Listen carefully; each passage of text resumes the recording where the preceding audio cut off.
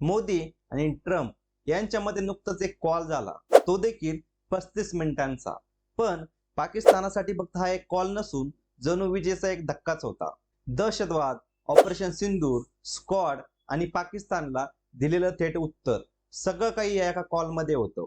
त्याचं झालं असं, G7 शिखर परिषदेत मोदी आणि ट्रम्प यांची भेट ठरणार होती, परंतु ट्रम्प अचानक निघून जातात आणि मग काय, थेट सुरू होतो तो व्हॉइस कॉल, आणि तो देखील तब्बल 35 मिनिटांचा। 22 एप्रिलला पहलगाममध्ये जो भीषण दहशतवादी हल्ला झाला, त्यावरती मोदींनी ट्रम्प यांना स्पष्टपणे सांगितलं की भारत आता गप्प बसूही शकत नाही आणि गप्प बसणार देखील नाही। 6 ते 7 मेच्या रात्री भारतानं सुरू केलेलं ऑपरेशन सिंदूर थेट पाक काश्मीरमध्ये घुसून दहशतवादी तळ उद्ध्वस्त करण्यात आले होते, आणि हे युद्ध नसून हे दहशतवादी विरोधी सर्जिकल स्ट्राईक होतं, असं देखील मोदींनी ट्रम्प यांना सांगितलं। 9 मेला अमेरिकेचे उपराष्ट्रपती व्हान्स यांनी इशारा दिला होता की भारतावर पाकिस्तान गंभीर असा हल्ला करू शकतो, आणि यावरती भारत गप्प बसला का, तर अजिबात नाही। 9 व 10 मेच्या रात्री भारतानं ठोस असं भीषण प्रत्युत्तर दिलं, आणि ते देखील पाकिस्तानी हवाई तळांचा नाश करून।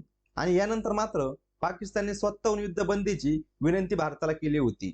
मोदींनी या कॉल दरम्यान ट्रम्प यांना स्पष्टपणे सांगितलं की भारताने ना कधी कुणाची मध्यस्थी मागितली आहे, ना कधी कुणाची मध्यस्थी आम्ही मान्य करणार, कारण भारत आता दहशतवादाला प्रॉक्सी वार नव्हे तर थेट युद्ध म्हणूनच बघणार आहे।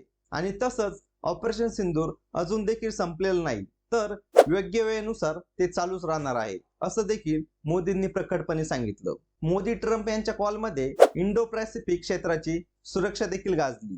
स्क्वॉडमध्ये अमेरिका व भारत एक असल्याचं दोघांनीही मान्य केलं। तसंच मोदींनी ट्रम्प यांना भारत भेटीचं आमंत्रण देखील दिलंय, आणि त्यावरती ट्रम्प म्हणाले, आय एम रेडी, म्हणजेच ते येण्यासाठी तयार झाले आहेत। मित्रहो, हा फक्त एक कॉल नव्हता, तर हा भारताच्या नवीन भूमिकेचा एक संदेश होता की भारत आता कुठलाही हल्ला सहन करणार नाही व प्रत्येक हल्ल्याला हे उत्तर दिलंच जाईल। आणि त्याचमुळे जग देखील आता भारताकडे बघायला लागले, ते देखील अगदी आदराने। थोडक्यात काय, तर भारत आता थांबणार नाही, तर प्रत्येक हल्ल्याला प्रत्युत्तर देईल, तसंच विकासात देखील पुढे पुढे जात राहील।